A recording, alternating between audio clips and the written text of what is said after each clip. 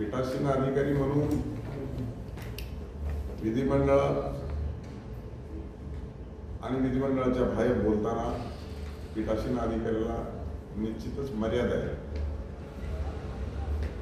कारण याची व्याख्याच अशी आहे की पीठासीन अधिकारी तो न्यायाच्या भूमिकेमध्ये असतो. त्यामुळे कोणतंही मत व्यक्त करताना दोन्ही बाजूंचा विचार जर करून केलं तर अडचण कमी निर्माण होते.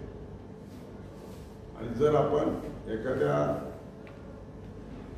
पर्टिक्युलर विषयामध्ये मत व्यक्त केलं आणि ते जर बायस असलं तर मग मात्र पीठासीन अधिकाऱ्याच्या भूमिकेबद्दल प्रश्न निर्माण होतो. साधारणतः हे पाळलं पाहिजे. नाही पाळल्यानंतर त्याचे रिपरकेशन आणि रुमर्स मर्यादा पाळले पाहिजे बोलताना पीठासीन अधिकारी.